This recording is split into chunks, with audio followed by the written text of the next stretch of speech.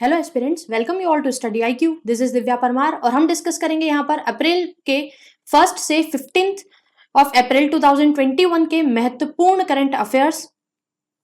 First question हमारे पास है, the program mission earth organized by MP government is based on. दोस्तों, हाल ही में मिशन अर्थ एक प्रोग्राम चलाया गया है मध्य प्रदेश शासन के द्वारा और ये जो प्रोग्राम है ये आता है आत्मनिर्भर मध्य प्रदेश के तहत।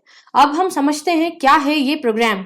यहाँ पर मध्य प्रदेश की सरकार का ये कहना है कि आत्मनिर्भर मध्य प्रदेश जो प्रोग्राम हम यहाँ पर लॉन्च करेंगे, इसके तहत यहाँ पर हम ग्रीनरी को बढ़ावा देंगे और यहाँ पर जो फसलों का उत्पादन किसानों के द्वारा किया जा रहा है उसे हम क्या करेंगे, यहाँ पर उसे इंक्रीज करने पर यहाँ पर एम्फेसाइज किया जाएगा।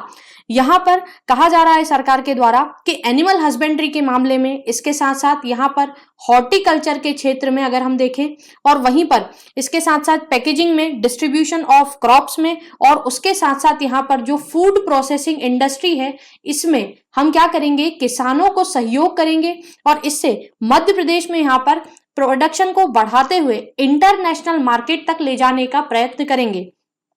इसके साथ साथ सरकार का ये कहना है कि मिशन अर्थ जो आत्मनिर्भर भारत के तहत हमने चलाया है, इसमें यहाँ पर भदभदा जो है, इसमें यहाँ पर देश की दूसरी सीमेन लेबोरेटरी बनाई जाएगी जो कि यहाँ पर इसके लिए सरकार ने 47.5 करोड़ रुपीस जो हैं वो यहाँ पर इसके लिए दिए हैं।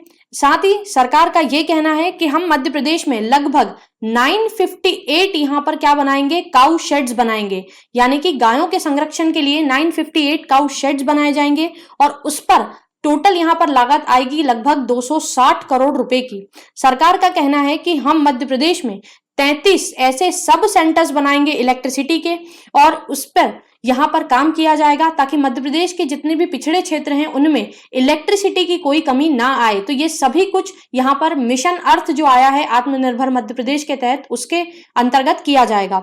साथ ही सरकार का कहना है कि हम यहाँ पर वर्चुअली इनॉग्रेट कर रहे हैं लगभग 145 काउ शेड्स को, जो कि अभी कोरोना काल में संभव नहीं है कि इन्हें यहाँ पर प्रेजेंट रहकर किया जा सके, तो वर्चुअली इनका इनॉग्रेशन भी किया गया है। इसके साथ साथ सरकार ने यह भी कहा है कि यहाँ आत्मनिर्भर मध्य प्रदेश के तहत हम यहाँ पर क्या करेंगे, जो किसान हैं उन सभी की इनकम को भी डबल करने के हेतु काम करेंगे और उसके साथ साथ यहाँ पर मध्य प्रदेश के जो पिछड़े वर्ग हैं उन सभी में, यहाँ पर मोरेना और आदि जो पिछड़े क्षेत्र हैं इन सभी में यहाँ पर हम विमेंस को भी आत्मनिर्भर बनाने के लिए कार्य करेंगे। तो ये है दोस्तों आत्मनिर्भर मध्य प्रदेश में के अंतर्गत आने वाला मिशन अर्थ प्रोग्राम, जिसमें किसानों की आमदनी को बढ़ाने की बात की गई है। अब महत्वपूर्ण हमारे लिए यहाँ पर हम देखें तो PSC के एग्जाम का जब आप मेंस लिखते हैं तो मेंस में हम मिशन अर्थ प्रोग्राम के तहत ये इंपॉर्टेंट यहाँ पर डेटा ऐड कर सकते हैं जो कि हमारी आंसर राइटिंग को और ज्यादा एनरिच बनाता है। अगला प्रश्न हमारे पास है, मध्य प्रदेश पुलिस इज सेटिंग अप ऊर्जा महिला हेल्प डेस्क इन। तो मध्य प्रदेश की जो पुलिस है इसके द्वारा ऊर्जा महिला हेल्प डेस्क जो है इसका यहाँ पर गठन किया गया है और ये किया गया है मध्य प्रदेश के 700 पुलिस स्टेशंस में। यहाँ पर ये जो ऊर्जा महिला हेल्प डेस्क होंगे इनके द्वारा महिलाओं को सलाह दी जाएगी। इसके साथ साथ यहाँ पर इनके द्वारा जो भी प्राइमरी एक्शंस यहाँ पर लिए जा सकते हैं, जो भी प्राइमरी एक्शंस सरकार यहाँ पर ले सकती है या पुलिस ले सकती है महिलाओं से संबंधित अपराधों के लिए, वो सब लिए जाएंगे।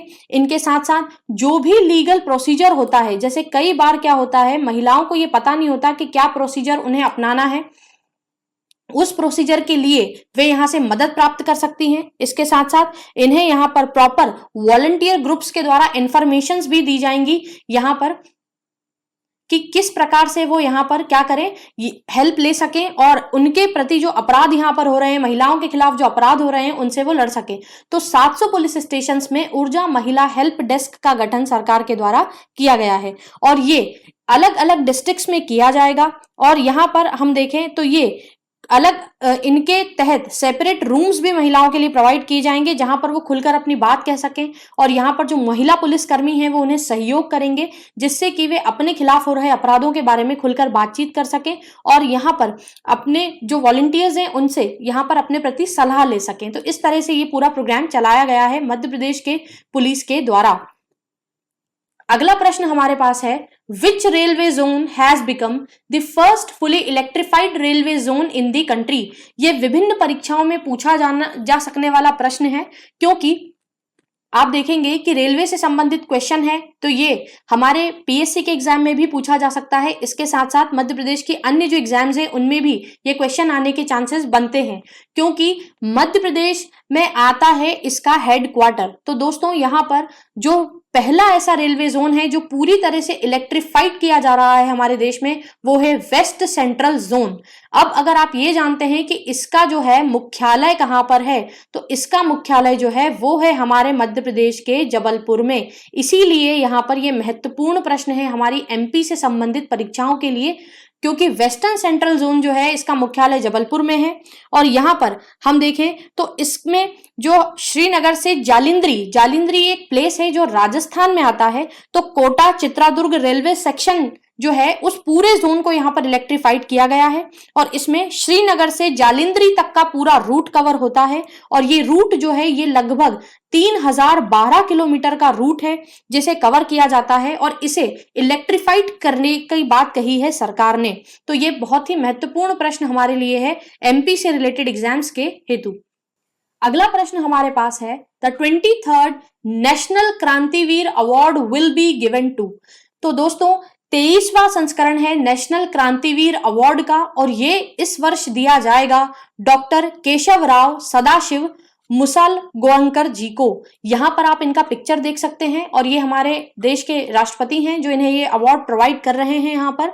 अब हम समझें कि क्या है ये क्रांतिवीर अवार्ड। तो दोस्तों ऑप्शन बी आप यहाँ पर देखिए, रामचरण रघुवंशी काका जी। ये महत्वपूर्ण नाम आपको याद रखना है। रामचरण रघुवंशी काका जी ये एक एमिनेंट पर्सनालिटी हैं, और इन्हीं की याद में ये अवार्ड हर साल दिया जाता है। यहाँ पर रामचरण रघुवंशी काका जी जो थे ये एक फ्रीडम फाइटर थे, इसके साथ साथ सोशल वर्कर थे, इसके साथ ये एक ऑथर भी थे, जर्नलिस्ट थे। तो इतनी सारी एमिनेंट यहाँ पर इनके अंदर खूबियां थी, जिसकी वजह से इनके नाम पर ये अवार्ड हर साल दिया जाता है, और किसी ऐसी पर्सनैलिटी को दिया जाता है जो कि यहाँ पर किसी भी प्रकार से ऐसी फील्ड से जुड़े हों जो कि समाज में किसी भी प्रकार से स्पिरिचुअल अवेकनिंग का काम करती हो, जिससे लोगों के अंदर नेशनल कॉन्शियसनेस जागती हो। तो यहाँ पर डॉक्टर केशवराव सदाशिव मुसलगोंकर जी जो हैं इन्हें ये अवार्ड दिया जाएगा, और इन्हें एकेडमिक्स के क्षेत्र में ये दिया जाएगा इनके लेखन कार्य के हेतु, और उसके साथ साथ इनका जो जर्नलिज्म है उसके हेतु इन्हें यहाँ पर ये 23वां संस्करण इस अवार्ड का दिया जा रहा है। वहीं पर हम बात करें तो दोस्तों 2020 में यहाँ पर इसका जो 22वां संस्करण है वो भी नहीं दिया गया था, क्योंकि उस समय भी कोरोना काल चल रहा था।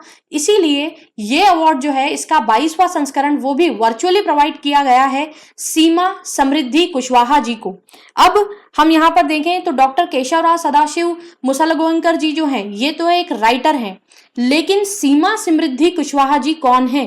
तो अगर आपने यहाँ पर प्रीवियसली न्यूज पढ़ी हो तो आप यहाँ पर इसको थोड़ा सा रिकॉल कर पाएंगे कि यहाँ पर सीमा समृद्धि कुशवाहा जी वही हैं जिन्होंने निर्भया केस में, यहाँ पर निर्भया केस में जो वकील हैं ये वही हैं, और इन्होंने बहुत अच्छा कार्य उस केस में किया था, और इसके साथ साथ सुप्रीम कोर्ट की एडवोकेट हैं ये, और इन्होंने ही फांसी दिलवाने का कार्य किया था जो भी निर्भया इंसिडेंट के कल्प्रिट्स थे उन्हें। तो इसीलिए इन्हें क्रांतिवीर अवार्ड दिया गया है 22वें संस्करण का, और ये दिल्ली में यहाँ पर इन्हें प्रोवाइड किया गया, वर्चुअली इसे दिया गया था, वर्चुअली अनाउंसमेंट इसका किया गया था, एंड देन इसे प्रोवाइड किया गया है सीमा जी को।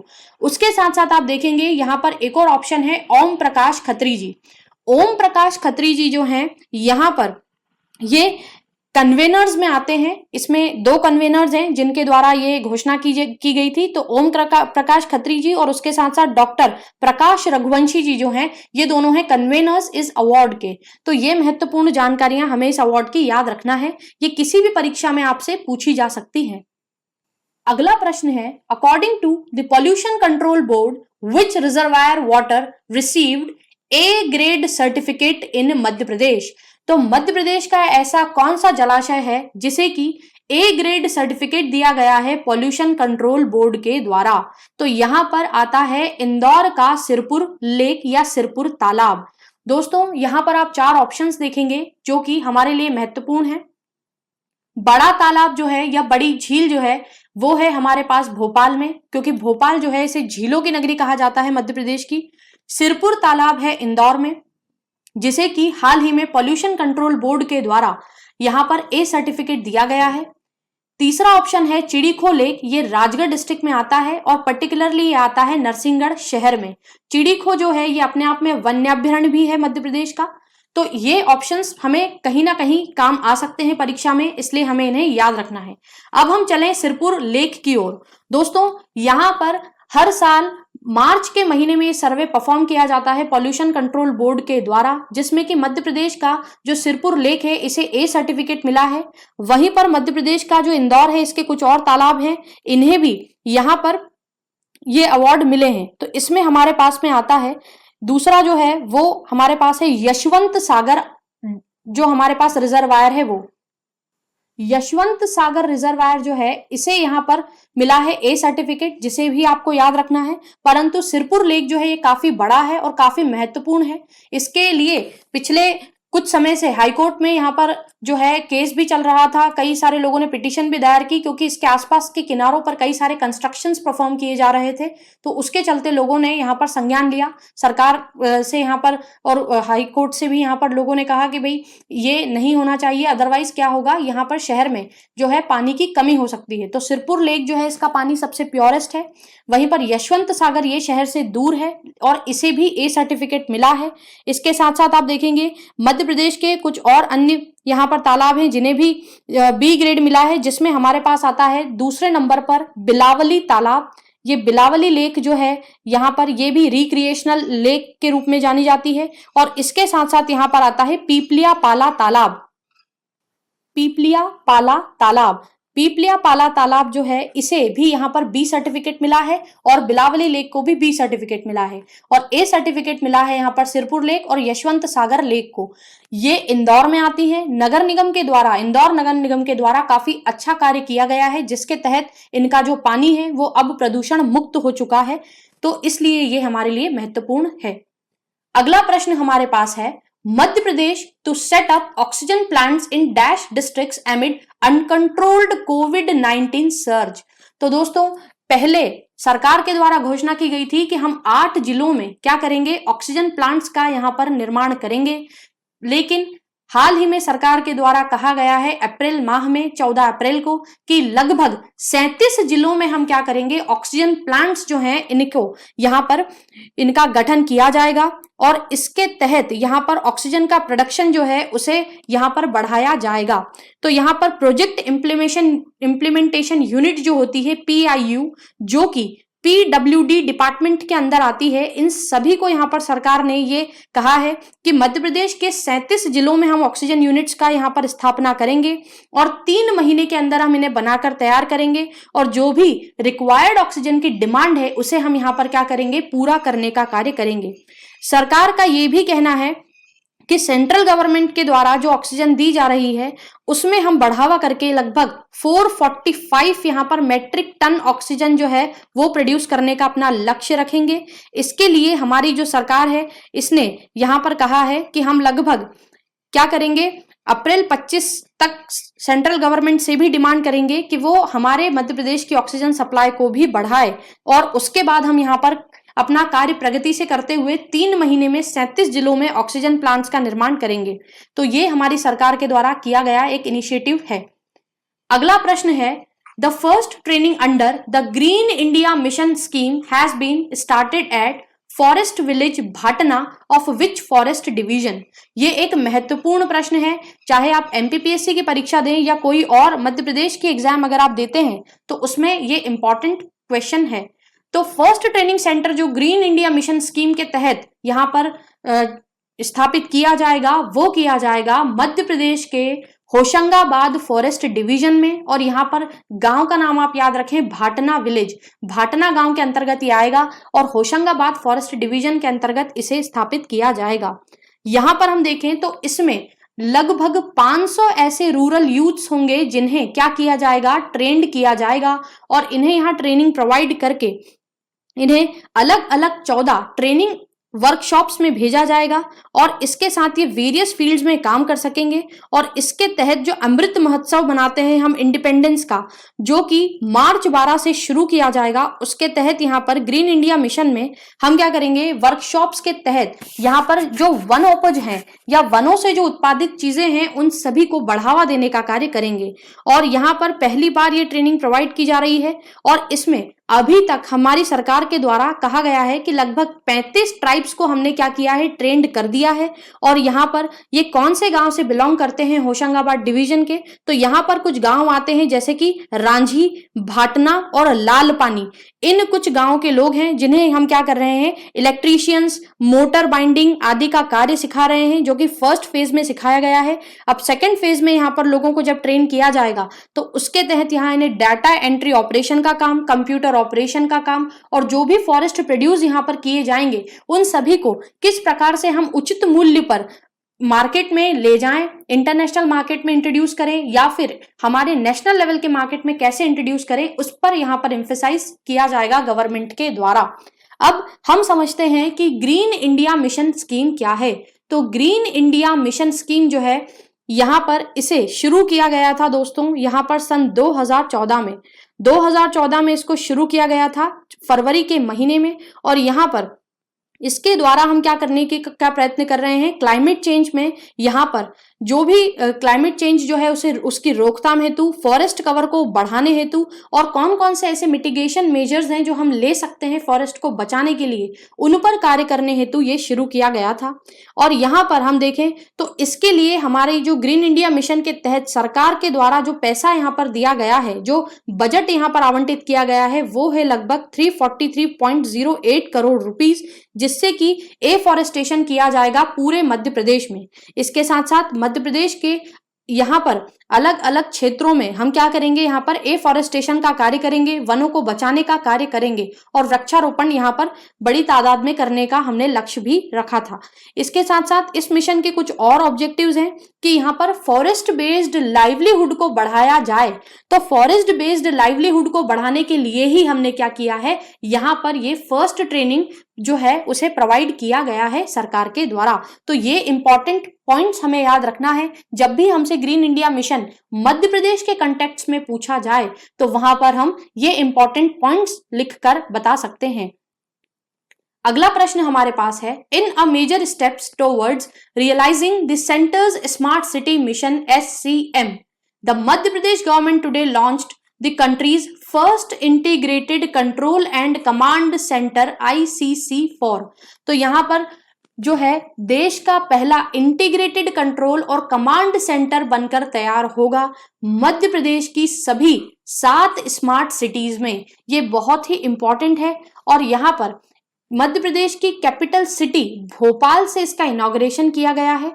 और यहाँ पर क्या होगा, इसके द्वारा आप पिक्चर में देख सकते हैं कि यहाँ पर हम मॉनिटर करेंगे वेरियस स्मार्ट सिटीज को और उसके साथ साथ यहाँ पर इनका रियल टाइम जो होगा, रियल टाइम के द्वारा इन सेंसर्स लगा के हम रियल टाइम लोकेशन और सारी चीजों को यहाँ पर क्या करेंगे, कंट्रोल करने का प्रयत्न करेंगे। अब हम देखें कि मध्य प्रदेश की कौन कौन सी 7 महत्वपूर्ण स्मार्ट सिटीज हैं। तो दोस्तों सबसे पहले आता है हमारा कैपिटल भोपाल, भोपाल के बाद में हमारे पास आता है इंदौर, इंदौर के बाद में हमारे पास आता है उज्जैन, उज्जैन के बाद हमारे पास आएगा मध्य प्रदेश का ग्वालियर और उसके साथ हमारे पास है यहाँ पर जबलपुर, जबलपुर के बाद हमारे पास है सतना, ये है हमारे पास में सतना के बाद सागर। ये है हमारे मध्य प्रदेश की महत्वपूर्ण स्मार्ट सिटीज, 7 स्मार्ट सिटीज हैं और इन सभी को हम क्या करेंगे, यहाँ पर इंटीग्रेटेड कंट्रोल और कमांड सेंटर से जोड़ने का कार्य करेंगे। इसके साथ साथ हमारे जो यूनियन मिनिस्टर हैं हाउसिंग एंड अर्बन अफेयर्स के हरदीप सिंह पुरी जी, इन्होंने इसका इनॉग्रेशन किया है भोपाल स्मार्ट सिटी से। याद रखिएगा इसका इनॉग्रेशन किसके द्वारा किया गया है, union ministers for housing and urban affairs Hardeep Singh Puri ji के द्वारा, ना कि हमारे चीफ मिनिस्टर जी के द्वारा। तो यहाँ थोड़ा सा क्रंच है इसलिए इसे याद रखना है। नेक्स्ट हम देखें तो इसके साथ साथ यहाँ पर इसमें एक एपेक्स कॉन्फ्रेंस का आयोजन भी किया गया था, जितने भी स्मार्ट सिटी के CEOs हैं उन सभी को इसमें शामिल किया गया और एक वेबिनार यहाँ पर आयोजित किया गया था इसके लिए। यहाँ पर अब हम बात करें तो हमारे यूनियन मिनिस्टर ने इसके साथ साथ कुछ और बातें भी कही, जैसे कि इन्होंने बताया कि स्मार्ट सिटी प्रोजेक्ट जो है हमारे देश का, इसके तहत लगभग इसके अंडर में 1300 प्रोजेक्ट अभी काम कर रहे हैं और जिसमें से 99 स्मार्ट सिटीज जो हैं उनमें ये प्रॉपर तरीके से इंप्लीमेंट किए जा चुके हैं और ये पीपीपी मॉडल के तहत चलाए जा रहे हैं।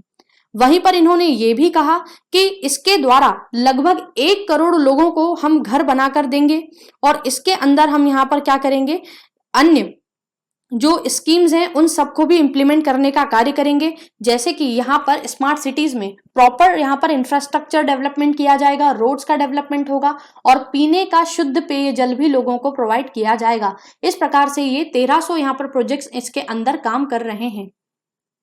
अगला प्रश्न हमारे पास है, द स्टेट गवर्नमेंट हैज री इम्प्लीमेंटेड द चीफ मिनिस्टर कोविड-19 योद्धा Kalyan Yojana for the period from. तो यहाँ पर हमारा जो मध्य प्रदेश गवर्नमेंट है इसके द्वारा चीफ मिनिस्टर कोविड-19 योद्धा कल्याण योजना जो है इसे चलाया जा रहा है पुनः अप्रैल 1 से यहाँ पर 31 मई तक। 2020 में जब कोरोना महामारी आई थी उस समय भी सरकार के द्वारा ये स्कीम चलाई गई थी और इसे री इम्प्लीमेंट किया गया है दोबारा अप्रैल 1, 2021 से मई 31, 2021 के लिए। अब यहाँ पर हम देखें तो इस स्कीम को सरकार का कहना है कि हम चाहते हैं कि ये 31 अक्टूबर तक हम इसे बढ़ाएंगे। अगर ये महामारी जो है ये नहीं रुकती है, अगर इसकी रोकथाम नहीं की जा सकती है तो, परंतु अभी यहाँ पर 2 महीने के लिए ये प्रोग्राम चलाया गया है और इसमें सरकार का ये कहना है कि अगर जरूरत होगी तो हम इसे 100 दिन तक ले जाएंगे। और सरकार ने एक नारा भी दिया है, सेवा, समर्पण और विश्वास के 100 दिन, और इसमें 50 लाख की आर्थिक सुरक्षा दी जाएगी कोरोना योद्धाओं को। जैसा कि आप देखेंगे तो कोरोना योद्धा कल्याण योजना जो है इसमें हम एज ए वॉलंटियर पार्टिसिपेट कर सकते हैं। हम इसकी साइट पर रजिस्ट्रेशन करके अपने आप को एक कोरोना योद्धा के तहत यहाँ पर रजिस्टर करके लोगों की मदद कर सकते हैं। जो भी उन्हें सामग्री या ऑक्सीजन सिलेंडर या मास्क आदि की आवश्यकता है वो हम प्रोवाइड कर सकते हैं एज ए वॉलंटियर। तो इसके लिए ये योजना चलाई गई है जिसमें कि कोरोना योद्धाओं को क्या किया जाएगा, लगभग 50 लाख की आर्थिक सुरक्षा सरकार के द्वारा प्रोवाइड की जाएगी।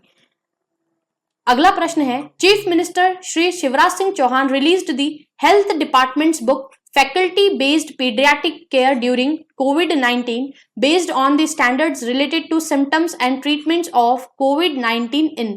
ये एक महत्वपूर्ण किताब है जो कि हमसे परीक्षाओं में पूछी जा सकती है कि faculty based paediatric care during कोविड-19 ये पुस्तक किससे संबंधित है। तो दोस्तों, अगर बच्चों में यानी कि चिल्ड्रन में किसी भी प्रकार से कोविड-19 के सिम्टम्स हमें दिख रहे हैं और उन्हें किस प्रकार से क्योर किया जा सकता है, इसकी रोकथाम और इसके साथ साथ महत्वपूर्ण गाइडलाइंस जो हैं वो सारी की सारी इस पुस्तक में दी जाएगी। इसका विमोचन किया गया है हमारे चीफ मिनिस्टर जी के द्वारा। यहाँ पर ये जो बुक है ये डॉक्टर्स को हेल्प करेगी किस प्रकार से वो स्टैंडर्ड गाइडलाइंस दे सकते हैं यहाँ लोगों को कोविड-19 के ट्रीटमेंट के लिए, और यहाँ पर बच्चों में कौन से ऐसे सिम्टम्स हैं जो कोविड से रिलेटेड हैं उन्हें पहचानने में, और उसके साथ साथ जो एक्यूट सिम्टम्स हैं उन्हें तुरंत पहचान कर उनका यहाँ पर प्रॉपर इलाज करने हेतु यहाँ पर ये बुक जो है इसे लॉन्च किया गया है। यहाँ पर ये इसलिए भी महत्वपूर्ण है क्योंकि मध्य प्रदेश जो है इसके पहले एक बीमारू राज्य के तौर पर जाना जाता था और हाल ही में इसकी ग्रोथ जो है वो 2 डिजिट में आंकी जा रही है। इसीलिए हमारी सरकार का कहना है कि यहाँ पर हम बच्चों को कोविड-19 महामारी से यहाँ पर बचाने के लिए पहले से ही रोकथाम के हेतु कार्य करेंगे, तो हमारा जो मध्य प्रदेश है ये वापस से यहाँ पर बीमारू राज्य में ना जा सके, इसे हम आगे बढ़ाएं, इसकी ग्रोथ जो है उस पर हम ध्यान दें। अगला प्रश्न है, ministry of road transport and highways has sanction road development projects of 291 kilometre worth dash crore for the state of Madhya Pradesh. तो यहाँ पर ministry of road transport and highways के द्वारा मध्य प्रदेश में विभिन्न यहाँ पर जो रोड डेवलपमेंट प्रोजेक्ट्स हैं या प्रोग्राम्स हैं उन सभी के लिए सरकार के द्वारा दिए गए हैं 726 करोड़ रुपीस, 726 करोड़ रुपए जो हैं वो प्रोवाइड किए गए हैं। और यहाँ पर जो हमारे मिनिस्ट्री ऑफ रोड ट्रांसपोर्ट और हाईवे जो हैं यहाँ पर आप देखेंगे तो ये हैं नितिन गडकरी जी, जिन्हें रोड ट्रांसपोर्ट हाईवे और एमएसएमई मिनिस्टर्स कहा जाता है। अब इन्होंने ट्वीट के जरिए ये जानकारी दी है और इसके तहत यहाँ पर क्या होगा, ये 726 करोड़ रुपए जो हैं इनके तहत सीधी सिंगरौली हाईवे जो है उसका कार्य किया जाएगा। सागर छतरपुर में जो यहाँ पर NH 86 या फिर जिसे हम कहते हैं 934, इस पर भी यहाँ पर कार्य किया जाएगा। इसके लिए भी लगभग 22 करोड़ रुपए की राशि जो है वो खर्च की जाएगी। और वहीं पर जो बमीठा खजुराहो रोड है उसके लिए भी लगभग 73 करोड़ रुपए इसके लिए दिए गए हैं, इसके तहत यहाँ पर प्रोवाइड किए गए हैं। तो इस प्रकार से डिफरेंट जो हाईवेज हैं उन सभी का कंस्ट्रक्शन होगा और मध्य प्रदेश के इंफ्रास्ट्रक्चर को मजबूत बनाने के लिए यहाँ पर कार्य किया जाएगा। आई होप इस लेक्चर ने आपको हेल्प किया होगा। Thank you.